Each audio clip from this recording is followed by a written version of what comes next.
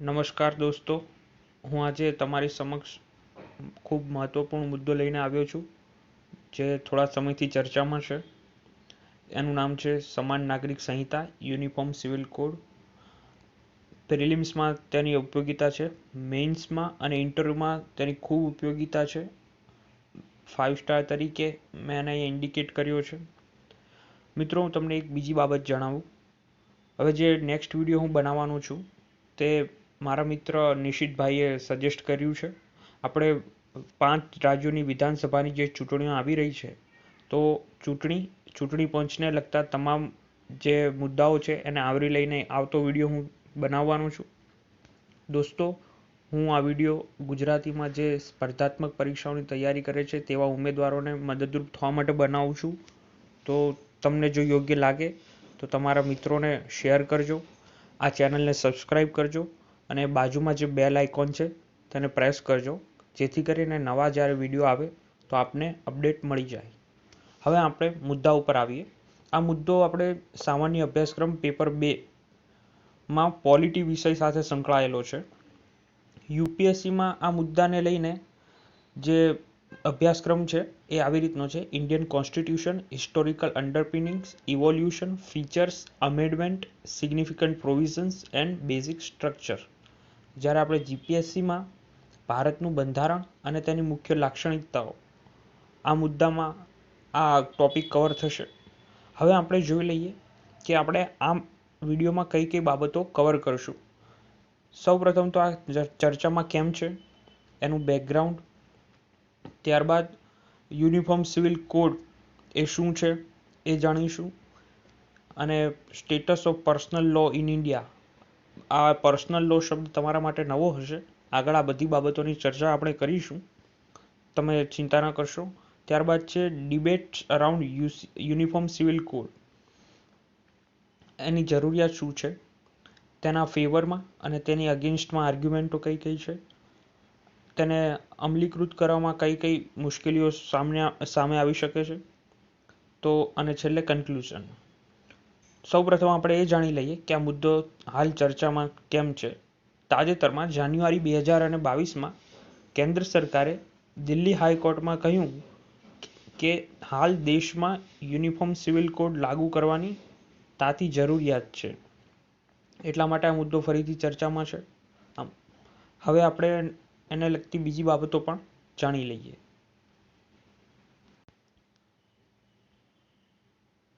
Uniform civil code, એનો મતલબ આપણે સમજી લઈએ. હવે યુનિફોર્મ સિવિલ કોડ એટલે એવો કાયદો કે જે દેશના તમામ ધર્મના, તમામ સમાજના વ્યક્તિઓ પર તેમની વ્યક્તિગત બાબતો એટલે કે પર્સનલ મેટર્સ જેવી કે લગ્ન, તલાક, વારસો, દત્તક અધિગ્રહણ, સંપત્તિ વગેરે પર એક સમાન રીતે અમલીકૃત હોય.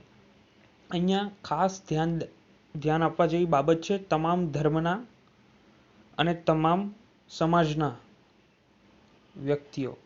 એમાં વ્યક્તિ કોઈ પણ ધર્મનો હોય, કોઈ પણ સમાજનો હોય કે કોઈ પણ જાતિનો હોય, તમામ પર આ કાયદાઓ એક સમાન રીતે લાગુ પડે છે. એટલે તેને યુનિફોર્મ સિવિલ કોડ કહેવામાં આવે છે. તેમાં એક એવી સંકલ્પના પ્રિઝમ્પશન પર આધારિત છે કે જેમાં આધુનિક સભ્યતામાં જે ધર્મ છે અને કાયદો છે એ બંને વચ્ચે કોઈ સંબંધ ન હોવો જોઈએ, એવી એક અવધારણા છે કે જેના ઉપર યુનિફોર્મ સિવિલ કોડ આધારિત છે. આપણા બંધારણની વાત કરીએ તો ભાગ 4 રાજ્યનીતિના માર્ગદર્શક સિદ્ધાંતો DPSPમાં જે અનુચ્છેદ 44 આપેલો છે તેવું કહે છે કે ભારતના સમગ્ર પ્રદેશમાં નાગરિકો માટે સમાન નાગરિક કાયદો સ્થાપવા માટે રાજ્ય પ્રયત્ન કરશે. જો આ કાયદો બહુ સરળતાથી અનુચ્છેદ એની સરળતાથી યાદ રહી જાય એવી છે, સમાન નાગરિક સંહિતા, એટલા માટે બંને સરખા, તો આર્ટિકલ 44. તો આવી રીતના ઇઝીથી તમે તેનો અનુચ્છેદ યાદ રાખી શકો છો. હવે આને બંધારણમાં આપણે ડાયરેક્ટિવ પ્રિન્સિપલ ઓફ સ્ટેટ પોલિસીમાં સ્થાન આપવામાં આવ્યું, પરંતુ એની એક મુશ્કેલી એ છે કે અનુચ્છેદ 37માં એવું કીધું છે કે ડાયરેક્ટિવ પ્રિન્સિપાલને ન્યાયાલય દ્વારા અમલીકૃત બનાવી શકાશે નહીં. એટલા માટે જ તો આઝાદી બાદ હજુ સુધી આને આપણે કાયદાકીય સ્વરૂપ આપી શક્યા નથી. એની લિમિટેશન છે. અત્યારે આપણા દેશમાં હાલ ગોવા રાજ્યમાં સમાન નાગરિક સંહિતા અમલીકૃત છે. હવે આપણે સૌપ્રથમ તો એક બેઝિક ડિફરન્સ સમજી લઈએ કે સિવિલ કાયદો અને ક્રિમિનલ કાયદો એટલે કે ફોજદારી કાયદો એ બંને વચ્ચે શું ફરક છે. સૌપ્રથમ તો સિવિલ કાયદો એટલે સમાજના જે લોકો વચ્ચે છે એમની વચ્ચે વિવાદ થાય એને નિપટાવવા માટે એનું નિર્માણ કરવામાં આવે છે અને તે વ્યક્તિના વ્યક્તિગત હિતોની રક્ષા કરે છે. ત્યારબાદ છે તેનો જે હેતુ છે એ ઉપચાર કરવાનો છે, નહીં કે દંડ આપવાનો. તેમાં વ્યક્તિ, કંપની કે કોર્પોરેટ દ્વારા દાખલ કરવામાં આવે છે તેને. અને આમાં બર્ડન ઓફ પ્રૂફ એટલે કે સાબિતીની જવાબદારી જે પ્લેન્ટિફ એટલે કે ફરિયાદી છે એના ઉપર હોય છે. તેના ઉદાહરણ જોઈશું તો તમને વધારે સ્પષ્ટ થશે. એના ઉદાહરણમાં સંપત્તિ, દેવ, લગ્ન સંબંધો અને રિયલ એક્ઝામ્પલ જોઈએ તો 1985માં શાહબાનો જે કેસ આવ્યો હતો એ ગણી શકાય. ત્યારબાદ એની મુખ્ય એક બાબત એ છે કે માત્ર સંભાવનાના સંતુલન એટલે કે બેલેન્સ ઓફ પ્રોબેબિલિટી ઉપર એને સાબિત કરવાનો હોય છે. એટલે કે એ સંભાવના ઉપર આધારિત હોય છે. એનો મુખ્ય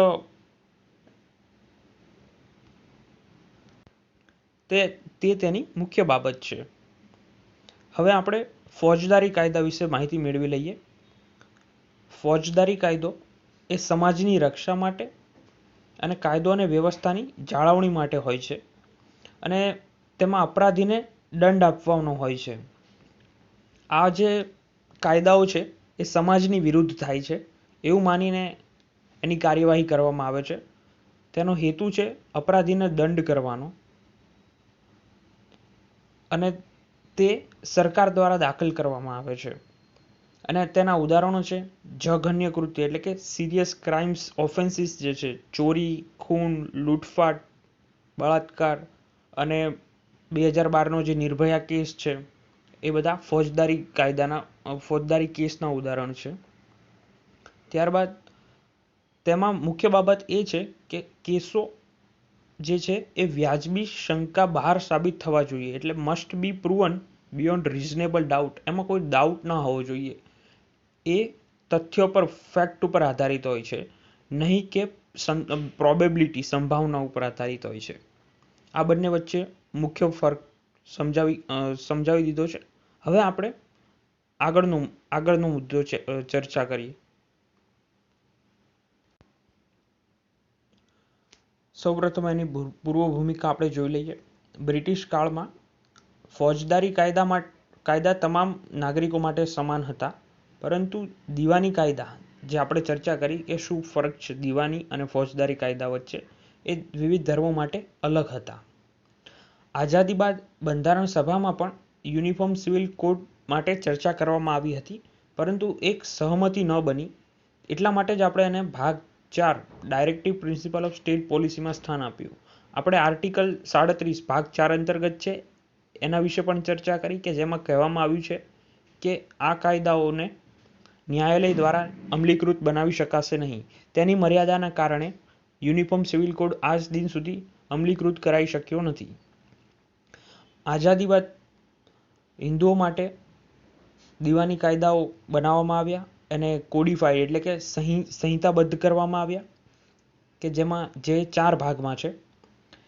અહીંયા આપણે એક ખાસ ધ્યાન રાખશું કે હિન્દુઓમાં હિન્દુ, શીખ, બૌદ્ધ અને જૈન આ 4 ધર્મના લોકોનો સમાવેશ થાય છે. આ 4 કાયદાઓ કયા છે આ યાદ રાખવા જરૂરી નથી, મેં તમારી જાણ માટે લખેલા છે. Hindu marriage act 1955, Hindu succession એટલે કે વારસાનો જે કાયદોને લગતો કાયદો છે એ. ત્યારબાદ Hindu minority and guardianship act, Hindu adoption and maintenance act. આ બધા કાયદાઓ મેં જાણ ખાતર લખ્યા છે, યાદ રાખવાની જરૂર નથી. હવે આપણે આગળ જોઈએ. હિન્દુઓ માટે આઝાદી બાદ આપણે દીવાની કાયદાઓ કોડિફાઈડ કરી લીધા, પરંતુ મુસ્લિમો માટેના જે દીવાની કાયદાઓ છે તે હજુ સંહિતાબદ્ધ એટલે કે કોડિફાઈ કરાયેલા નથી. તે શરિયા કાયદો 1937 મુજબ સંચાલિત થાય છે હાલની તારીખે પણ, અને તેમાં સ્પષ્ટપણે લખ્યું છે કે દીવાની કાયદા મુદ્દે રાજ્ય દખલગીરી નહીં કરી શકે, તેથી રાજ્યો સરકારો દ્વારા તેમાં દખલગીરી કરવામાં આવતી નથી, તથા ધાર્મિક સત્તાધીશો દ્વારા કુરાન અને હદીથના આધારે ચુકાદો ડિક્લેરેશન કરવામાં આવશે.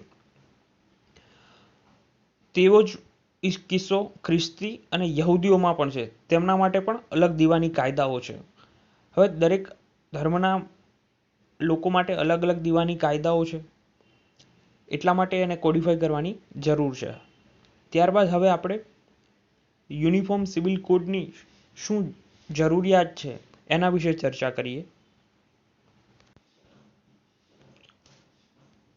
સૌપ્રથમ, અલગ અલગ દીવાની કાયદા હોવાથી લોકો વચ્ચે કટ્ટરતા એટલે કે કોમ્યુનલિઝમ વધે છે, અને એના બે પ્રકારે વધે છે. એક તો વિભિન્ન ધર્મો વચ્ચે, અને બીજું બિટવીન જેન્ડર્સ એટલે કે સ્ત્રી પુરુષ વચ્ચે.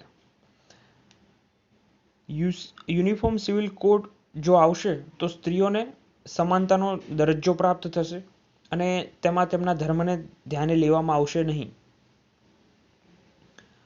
ત્યારબાદ છે 1985માં સુપ્રીમ કોર્ટે શાહબાનો કેસમાં સંસદને યુનિફોર્મ સિવિલ કોડ ઘડવા સૂચન કર્યું હતું, પરંતુ તત્કાલીન કેન્દ્ર સરકારે ધર્મના જે આગેવાનો હતા તે ધર્મના એમના વિરોધને લીધે Muslim woman right to protection on divorce act 1986 ઘડ્યો, જે કાયદાને લીધે શાહબાનો સુપ્રીમ કોર્ટમાં કેસ જીત્યા હોવા છતાં પણ તેમને પતિ તરફથી યોગ્ય વળતર પ્રાપ્ત થયું નહીં.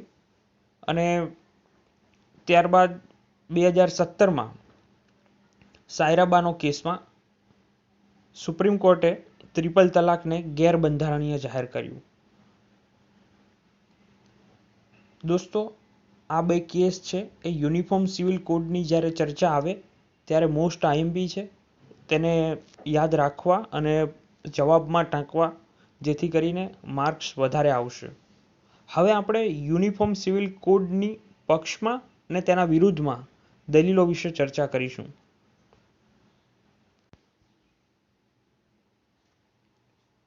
સૌપ્રથમ છે દીવાની કાયદાનું સરળીકરણ થશે, એટલે કે સિમ્પ્લિફાય થઈ જશે.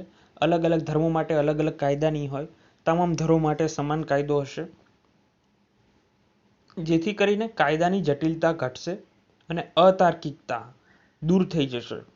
અને જે ડિલેડ જસ્ટિસ ન્યાયિક વિલંબ છે, અને શાહબાનો કેસમાં જે કેસ જીતી ગયા હોવા છતાં પણ ન્યાય ન મળ્યો એટલે કે નો જસ્ટિસ જેવી સમસ્યાઓ દૂર થશે.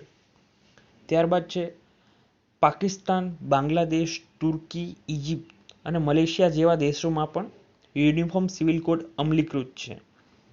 તો ભારત તો લોકશાહી દેશ છે અને સેક્યુલર કન્ટ્રી છે, તો ભારતમાં તો થવું જ જોઈએ. ત્યારબાદ છે ભારતીય ન્યાયિક તંત્રનું સરળીકરણ થશે, અને જે સિવિલ કેસના જે દાવાઓ છે, લિટિગેશન છે, તેમાં ઘટાડો થઈ જશે. કોર્ટ કેસમાં પણ ઘટાડો થશે, કોર્ટનું બર્ડન પણ ઘટશે.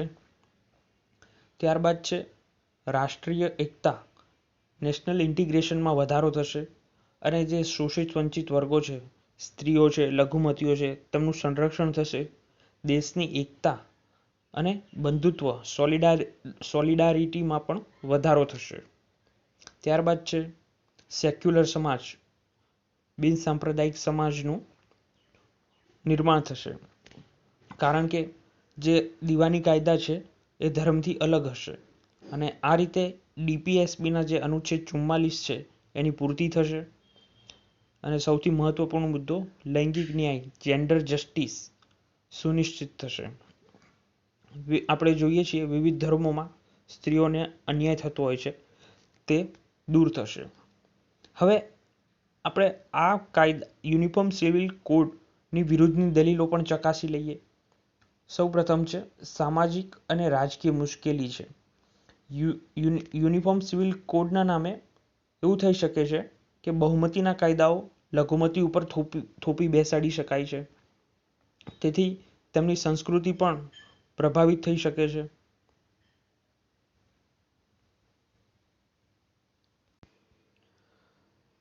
ત્યારબાદ છે બંધારણીય મુશ્કેલી.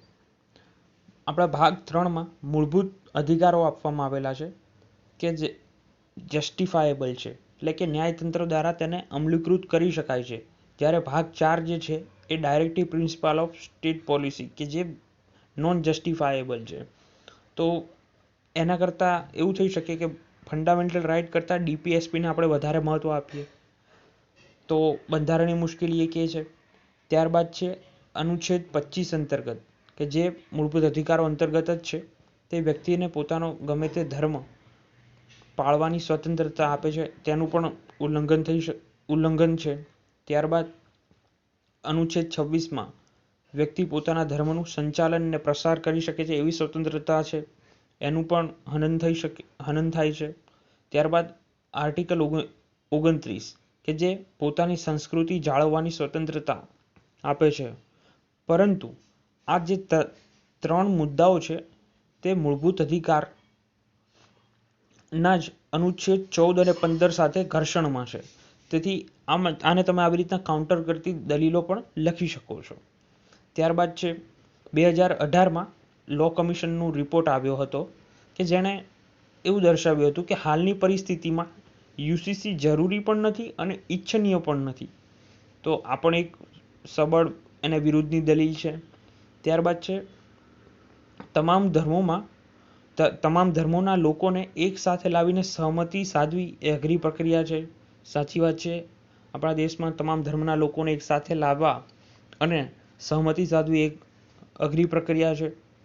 ચોથી વાત છે રાજકીય ઈચ્છા શક્તિની કમી છે, પોલિટિકલ વિલ પણ ઓછી છે. અને 5મો મુદ્દો છે કે તેનાથી ધાર્મિક કટ્ટરતામાં પણ વધારો થઈ શકે છે. દોસ્તો, હવે આપણે આ મુદ્દાને લગતા કેટલાક ઉપાયો વિશે જાણી લઈએ.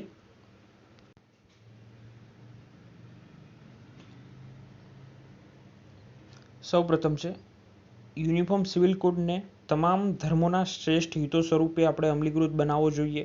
કોઈ પણ ધર્મના હિતોનું તેમાં ઉલ્લંઘન ન થવું જોઈએ. ત્યારબાદ છે પ્રખ્યાત ન્યાયવિદો છે તેમની અધ્યક્ષતામાં એક સમિતિ બનાવી શકાય અને કોઈ પણ ધર્મની લાગણીઓને ઠેસ ન પહોંચે તે પ્રકારનો એક ડ્રાફ્ટ મુસદ્દો બનાવી શકાય.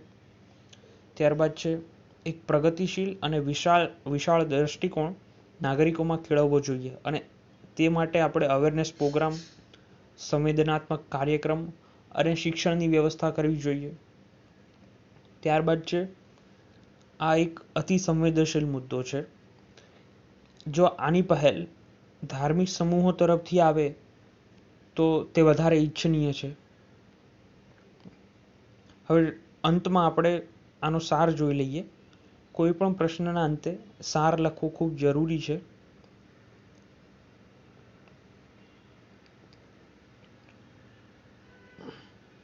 જો યુસીસીને તેમાં રહેલી મુશ્કેલીઓ દૂર કરીને સુચારુ રીતે અમલીકૃત કરવામાં આવે તો નિશ્ચિતપણે ભારતમાં શોષિત વર્ગોના કલ્યાણમાં વધારો થશે, મહિલા સશક્તિકરણમાં વધારો થશે, આપણા બંધારણીય આદર્શોની એટલે કે જેવા કે રાષ્ટ્રીય એકતા, બંધુત્વની ભાવનામાં વધારો થશે અને કટ્ટરતા જેવી નકારાત્મક લાગણીઓ પણ દૂર થશે તથા વિશ્વ સમક્ષ આપણા ભારતીય સમાજની પ્રગતિશીલ શાખ જે છે એમાં પણ વધારો થશે.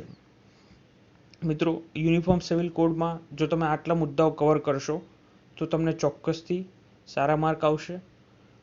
અને તમારી જો બીજી કોઈ વિડીયો બનાવવાની તમારી કોઈ સજેશન હશે તો મને કોમેન્ટમાં તમે જણાવજો, તો હું એના વિશે પણ ચર્ચા કરીશ. Thank you.